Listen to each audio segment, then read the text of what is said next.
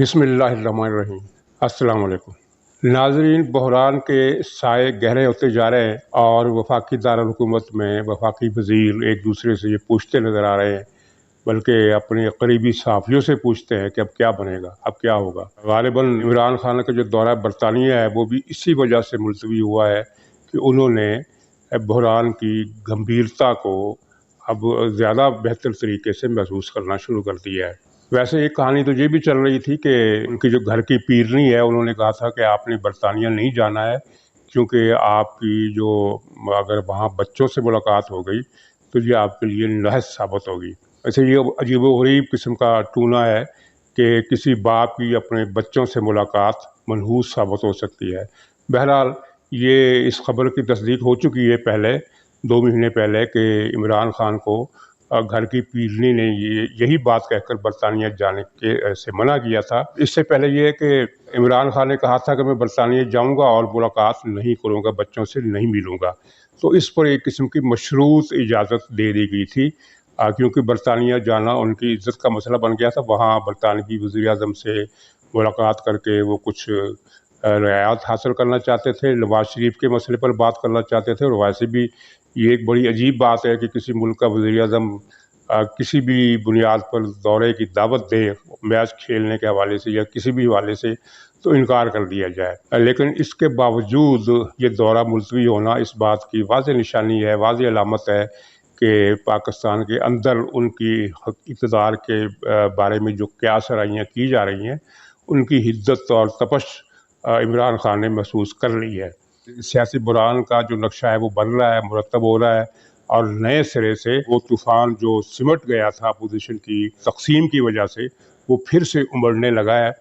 تو اس سلسلے میں ایک دلچسپ بات ٹی وی پروگرام کے حوالے سے میں کرنا چاہتا ہوں، لیکن اس سے پہلے پرویز خٹک کے اس خطاب پر جو انہوں نے قومی اسمبلی میں کیا، تبصرے ہو رہے ہیں کہ خٹک صاحب غالباً بہت زیادہ نشہ کر کے آ گئے تھے۔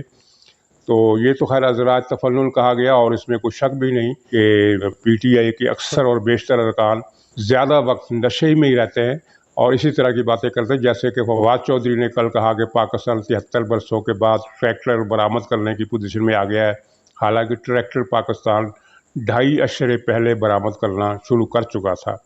لیکن اسے چھوڑیے، میری رائے یہ ہے کہ پرویز خٹک نے یہ بات نشے میں نہیں کہی، اور نشے میں وہ ضرور ہوں گے، لیکن انہوں نے یہ بات نشے میں نہیں کہی۔ اس کا تعلق کسی اور معاملے سے ہے، اور وہ یہ ہے کہ انہوں نے اپنی بے عزتی کا بدلہ لیا ہے۔ عمران خان نے 2 روز پہلے وہ اپنے بال کے مراد سعید سے ان کی بے عزتی کرائی تھی، تو ظاہر پرویز خٹک نے اس کو بہت بری طرح محسوس کیا۔ عمران خان کچھ باتوں پر ناراض تھے تو انہوں نے مراد سعید سے اس کی بے عزتی کروائی۔ پرویز خٹک ہے 70-75 سال کا بڈھا، اور وہ ایک نوجوان لڑکا، تو اس سے ایک بے عزتی کرانا یہ ایک قسم کی وہ ہے کہ دوہری توہین تھی۔ تو بدلہ میں اس سینس میں کہتا ہوں کہ جو پرویز خٹک نے باتیں کی ان کا بہت مذاق اڑا، پورے ملک پہ مذاق اڑا، خود پی ٹی آئی ارکان ایوان کے اندر ان کی باتوں پر کہے مارتے رہے، کہے لگاتے رہے۔ تو اس کا مطلب یہ ہے کہ پرویز خٹک کو پتہ تھا کہ میں جو باتیں کرنے والا ہوں اس کا مذاق اڑایا جائے گا، اور یہ مذاق میرا نہیں بلکہ یہ پی ٹی آئی حکومت کا، کیونکہ میں حکومت کی طرف سے بات کروں گا تو پی ٹی آئی کی بے عزتی ہوگی۔ عمران خان سے بدلہ لینے کا جو انہوں نے ایک طریقہ سوچا، انہوں نے جو باتیں کی وہ بہت ہی مذاق خیز تھی، اور کوئی ذمہ دار سمجھدار آدمی اس طرح کی باتیں نہیں کر سکتا جو پرویز خٹک نے کی۔ مثلا یہ ہے کہ ملک کی ترقی کے لیے مہنگائی ضروری ہے، اور ظاہر ہے یہ ایسی بات تو کوئی بھی نہیں کرنے کی سوچ سکتا جس طرح یہ پرویز خٹک نے کی کہ ملک کی ترقی کے لیے مہنگائی ضروری ہے، اور اگر مہنگائی ہوگی تو ترقی ہوگی، کیونکہ یہ حکومت کے اس بیانی کی نفی ہے جو وہ کہتی ہے کہ ہم مہنگائی ختم کرنے کے لیے یا کم کرنے کے لیے دن رات کوششیں کر رہے ہیں۔ دوسری بات انہوں نے کہی کہ پاکستان میں غربت ختم ہو گئی ہے، ہر آدمی کے پاس کاریں ہیں اور بڑے بڑے مکان ہیں، تو ظاہر یہ بات بھی مذاق خیز تھی۔ اسی طرح کی دوسری چند ایک باتیں کی جو میں دہرا کر وقت صرف نہیں کرنا چاہتا، لیکن خلاصہ یہ ہے کہ پرویز خٹک نے جو کچھ بھی کہا اس کا پورے ملک میں مذاق اڑایا گیا، اور بڑے کیا کہتے ہیں کہ بہت ہی نچلے لیول پر اس کی تشریح کی گئی، اور جو ملاحیاں سنائی گئیں وہ ظاہر پرویز خٹک کو نہیں پڑی، وہ عمران خان کی حکومت کو پڑی ہے۔ تو ناظرین وہ جو ٹی وی کا مذاکرہ تھا اس کی ایک بہت اہمیت اور معنویت ہے. یہ ٹی وی تھا پی ٹی آئی کے ایک حامی سمجھا جانے والا چینل ہے سما ٹی وی. تو اس پر 3 مہمان بیٹھے ہوئے تھے، 2 صحافی تھے اور ایک پی ٹی آئی کا ڈائی ہارڈ کارکن تھا. صحافیوں میں تھے سلیم بخاری جو انگریزی اخبار دی نیشن کے ایڈیٹر رہے ہیں اور اب 24 چینل میں پروگرام کی میزبانی کرتے ہیں، اور دوسرے صحافی تھے محسن بیگ جو میڈیا کو خبریں فراہم کرنے والے ایک ادارے آن لائن کے مالک ہیں، اور اس بنیاد پر وہ صحافی بھی ہیں. لیکن ان کی ایک اور وجہ تعارف یہ ہے کہ ان کے گیٹ نمبر 4 والوں سے بہت قریبی تعلقات ہیں، اور یہ کچھ عرصہ پہلے تک چند مہینے پہلے تک یہ پی ٹی آئی کے بڑے سخت اور کٹر حامی تھے. اب کچھ عرصہ سے وہ ان کے ناقد بن گئے ہیں، کچھ ان کی حکومت کی باتوں پر تنقید کرتے ہیں. پی ٹی آئی کے کارکن کا نام ارشاد بھٹی تھا اور وہ پی ٹی آئی کے ڈائی ہارڈ کارکن ہیں اور پی ٹی آئی کے خلاف کوئی بات برداشت نہیں کرتے. تو مذاکرے اس میں میزبان نے سوال پوچھا کہ اگر آج موجودہ حالات میں الیکشن ہو جائیں تو نتیجہ کیا نکلے گا. تو سلیم بخاری صاحب نے تو اپنی رائے نہیں دی، انہوں نے ایجنسیوں کی ایک رپورٹ کا حوالہ دیا جو حال ہی میں حکومت کو پہنچائی گئی ہے. سرکاری ایجنسیوں سے مراد فوج اور دوسرے جو انٹیلیجنس ادارے ہیں ان کی یہ رپورٹ تھی اور جو حکومت کو پہنچائی گئی. یہ ان رپورٹوں سے ہٹ کر ہے جو پچھلے 6-7 مہینوں میں 2-3 مرتبہ حکومت کو دی گئی ہیں. تو سلیم بخاری صاحب نے اس رپورٹ کا حوالہ دیتے ہوئے کہا کہ اس رپورٹ میں کہا گیا ہے کہ اگر آج الیکشن ہو تو مسلم لیگ نون کلین سویپ کرے گی، اور انہوں نے یہ اتنی بات کی، اپنی طرف سے انہوں نے کوئی تبصرہ نہیں دیا. اور جو محسن بیگ تھے انہوں نے محتاط انداز میں ایک بات کی اور کہا کہ عمران خان تو نہیں جیتے گا. مطلب یہ کہ کوئی اور جیت سکتا ہے، پیپلز پارٹی جیت سکتی ہے، مسلم لیگ نون جیت سکتی ہے، کوئی بھی پارٹی جیت سکتی ہے، لیکن عمران خان کے جیتنے کا سوال ہی پیدا نہیں ہوتا. یہ ایک انتہائی قسم کی بات ہے کہ جو مرضی جیت جائے یہ نہیں جیتے گا. تو جو پی ٹی آئی کے کارکن تھے ارشاد بھٹی صاحب، انہوں نے کہا کہ مسلم لیگ نون آگے ہے. وہ ظاہر ہے اس سے زیادہ نہیں کہہ سکتے تھے. آگے کا مطلب یہ ہے کہ اگر مسلم لیگ 100 سیٹوں پر جیت رہی ہے تو پی ٹی آئی 80-90 سیٹوں پر جیت رہی ہے، تو 10-15 سیٹوں کا فرق ہے.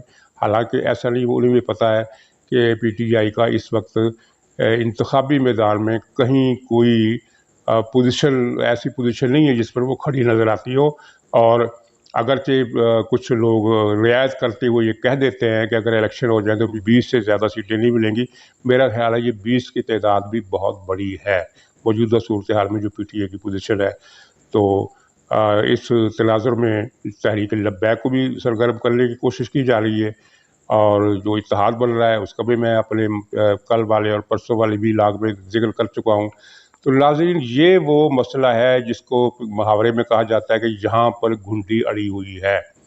یعنی اگر فوری طور پر الیکشن کرا دی جاتے ہیں تو وہ اسٹیبلشمنٹ کے لیے ناقابل قبول ہوں گے، کیونکہ اسٹیبلشمنٹ اگر عمران خان سے بہت زیادہ ناراض ہے اور ہر حوالے سے ہر طریقے سے وہ عمران خان کی چھٹی کرانے کا فیصلہ کر چکی ہے، اور یہ صحیح خبر ہے کہ وہ فیصلہ کر چکی ہے، لیکن اسے اب آگے یہ سمجھ میں نہیں آ رہا کہ آگے کا منصوبہ کیا ہوگا. صدارتی نظام کی بحث جو تھی وہ شروع ہوئی پچھلے ہفتے اور پٹ گئی. قومی حکومت پر نواز شریف راضی نہیں ہو رہے، تو پھر آگے صورتحال کیا ہے؟ کیونکہ اگر الیکشن کرائے جاتے ہیں تو منظرنامہ وہی ہے جو اس ٹی وی پروگرام کے حوالے سے میں نے عرض کیا. تو اس منظرنامے سے اسٹیبلشمنٹ بہت زیادہ ہراساں اور ترساں ہے، لرزاں ہے. تو یہ میری سمجھ میں بھی نہیں آتا. تجزیہ لگار حضرات کو عام طور پر سارے مسائل کا حل پیش کر دیتے ہیں اور پریڈکشن بھی کر دیتے ہیں کہ یہ ہو جائے گا، اس کے بعد یہ ہوگا، اس کے بعد یہ ہوگا. لیکن میں اپنی عقل و فہم کی کوتاہی کا اعتراف کرتے ہوئے یہ کہنے پر مجبور ہوں کہ مجھے سمجھ میں نہیں آ رہا کہ اب ہوگا کیا، کیونکہ اسٹیبلشمنٹ اتنی بڑے کھڈے میں کودنے کے لیے تیار نہیں ہے جس میں مسلم لیگ نون جیت جائے. یہ صحیح ہے کہ مسلم لیگ نون سے سودے بازی کرنے کے لیے بہت کچھ دینے کو تیار ہے، اور اس بہت کچھ میں نواز شریف کی نااہلی کا خاتمہ بھی شامل ہے، جس کے بارے میں سنجیدہ پیشکشیں کی جا چکی ہیں. اور آپ جانتے ہیں کہ یہ فیصلے کس طرح ہوتے ہیں، ادھر سے اشارہ ہوتا ہے، ادھر سے فیصلہ ہو جاتا ہے. تو اس سے یہ ہو سکتا ہے، لیکن وہ اس کے باوجود ان کی شرط یہ ہے کہ نواز شریف اپنی نااہلی ختم ہونے کے بعد بھی پاکستان نہیں آئیں گے، اور مریم نواز بھی فرنٹ لائن پر نہیں کھیلیں گی. مطلب یہ ہے کہ عمران خان سے تو ہم جان چھڑا دیں گے، آپ کی عزت بھی بحال کر دیں گے، لیکن ایسی حکومت ہمیں نہیں منظور جس میں کرسی پر وزیر نواز شریف بیٹھا ہو یا مریم نواز بیٹھی ہو۔ تو یہ وہ نقشہ ہے اور یہ وہ دلدل ہے جو بیرونی خطرات کی وجہ سے زیادہ گہری ہوتی جا رہی ہے، اور بیرونی خطرات میں افغانستان کا خطرہ بھی شامل ہے۔ تو ناظرین، آخر میں عمران خان کے اس انٹرویو پر کچھ تبصرہ کرنا چاہتا ہوں جس میں انہوں نے ایک مرتبہ پھر اپنی ذہنیت کا مظاہرہ کرتے ہوئے کہا کہ عورتوں کا نامناسب لباس ہی ان سے زیادتی کی وجہ ہے، اور یعنی گویا کہ عورتیں خود ذمہ دار ہیں۔ یہ وہی بات ہے جو پرویز مشرف بھی کیا کرتا تھا۔ یہ پرو اشرافیہ ذہنیت ہے، بلکہ اشرافیہ کی ذہنیت ہے۔ ناظرین، عورتوں کے نامناسب اور مختصر لباس کی حمایت ہمارے طبقے میں کوئی کر ہی نہیں سکتا۔ ہم لوگ اور جو میرے ناظرین ہیں وہ ان کی اکثریت، بھاری اکثریت قدامت پرست طبقے سے تعلق رکھتی ہے، مڈل کلاس سے، اور جو عورتوں کی عزت و تکریم کے وہ انہی نظریات کی حامی ہیں جو اسلام نے پیش کیے ہیں۔ تو عورتوں کے مختصر اور نامناسب لباس کی حمایت ہم لوگ نہیں کرتے، کر بھی نہیں سکتے۔ ہمارا جو موقف ہے وہ کچھ اور ہے، لیکن عمران خان نے جو کچھ کہا ہے اس کا مطلب یہ ہے کہ جو لوگ عورتوں کو ریپ کرتے ہیں وہ قابل معافی ہے، کیونکہ ان کا کوئی قصور نہیں ہے۔ یہی منطق مشرف کی تھی جس نے کہا تھا کہ عورتیں خود ریپ کرواتی ہیں۔ تو سوال یہ ہے کہ غریب طبقے کی عورتیں وہ کون سا نامناسب لباس پہنتی ہے جن کی بنیاد پر ان کو بے آبرو کیا جاتا ہے اور ان کو قتل کر دیا جاتا ہے؟ اور یہ جو چھوٹی عمر کے بچے اور بچیاں جو عمران خان کے دور میں جن کے قتل اور اغوا اور جن سے زیادتی کی شرح 300% بڑھ گئی ہے، ہر روز اخبار میں آپ ایک چھوٹی سی خبر پڑھتے ہیں، اور یہ چھوٹی سی خبر اس لیے چھپتی ہے کہ اوپر سے دباؤ ہے کہ ایسی خبریں زیادہ نمایاں نہیں کرنی۔ ظاہر ہے یہ نواز شریف کا زمانہ تو نہیں جب ایک معصوم بچی زینب قصور میں قتل ہوئی تھی تو 1 مہینہ اخبارات کی مین سرخی اس واقعے کے لیے وقف ہو کر رہ گئی تھی۔ اب تو یہ خبر صفحہ آخر میں یا صفحہ 3 پر 4 یا 5 سطروں میں چھپتی ہے کہ فلاں جگہ ایک بچی کو زیادتی کے بعد قتل کر دیا گیا اور فلاں جگہ ایک بچے کو زیادتی کے بعد قتل کر دیا گیا۔ 300% بلکہ اس سے بھی زیادہ اضافہ عمران خان کے 3 برسوں میں ہوا ہے۔ ہر روز بچے اور بچیاں قتل ہو رہے ہیں۔ تو عمران خان بتایا کہ ان بچوں اور بچیوں نے کون سے نامناسب لباس پہنے ہوتے ہیں۔ صاف ظاہر ہے کہ عمران خان حوصلہ افزائی کر رہا ہے ان لوگوں کی جو عورتوں کو ریپ کرتے ہیں، اور یہی وجہ ہے کہ عمران خان کے دور میں عورتوں اور بچوں سے ریپ کرنے والے کو سزائیں نہیں مل رہیں۔ وہ ان مجرموں کو این آر او دینے کے لیے ہر وقت بےتاب رہتا ہے، جس طرح اس نے کلبھوشن یادو کو این آر او دینے کا وعدہ امریکہ سے کیا اس وقت کے صدر ٹرمپ کے ساتھ، اور اس وعدے پر یہ عمل کر رہا ہے، اور اس کو بہت جلدی ہے کہ قانون پاس ہو۔ قانون میں ترمیم ہو چکی ہے اور حق اپیل کا حق مل چکا ہے، اور پھر اس اپیل کا فیصلہ کیا ہوگا جو عمران خان چاہے گا، اور اسی طرح معاملہ آگے بڑھے گا۔ اور ناظرین، واشنگٹن میں صدر ٹرمپ کے ساتھ عمران خان نے کچھ اور وعدے بھی کیے تھے۔ کشمیر کا مسئلہ آپ کے علم میں ہے، ایک ختم نبوت کی شق ختم کرنے کا وعدہ کیا گیا تھا، اسے پورا کرنے کی عمران خان کو جرت نہیں ہو رہی اور توفیق بھی نہیں ہو رہی، اور اس پر ہمارا ایمان ہے، میرا ایمان ہے کہ اس کی توفیق اسے ہو ہی نہیں سکتی۔ اس سے پہلے ہی اس کا بوریا بستر اس طرح گول ہو جائے گا، عمران خان کا نام لینے والے بھی پاکستان میں آپ کو نظر نہیں آئیں گے۔ میں اپنی بات کو ختم کرتا ہوں عالمی بینک کی اس رپورٹ کے حوالے سے، جس میں عالمی بینک نے بتایا ہے کہ پاکستان میں غربت کی شرح بڑھ گئی ہے، اور بلو دی پاورٹی لائن جو آبادی زندگی گزار رہی ہے اس کی ریشو میں اضافہ ہو گیا ہے۔ اور ناظرین، عالمی بینک نے پاکستان میں غربت کی جو شرح بتائی ہے موجودہ وہ 40% کے قریب ہے، یعنی 39.3%۔ یہ اس کی اتھینٹک رپورٹ ہے، اور حکومت نے پچھلے ہفتے دعویٰ کیا تھا کہ پاکستان میں خط غربت سے نیچے زندگی گزارنے والوں کی تعداد 21% ہے۔ یعنی یہ جھوٹ بھی عالمی بینک نے پکڑ لیا اور کھول کے رکھ دیا، اور اسی سے آپ اندازہ لگا لیں کہ یہ حکومت کس طرح جھوٹ بولتی ہے۔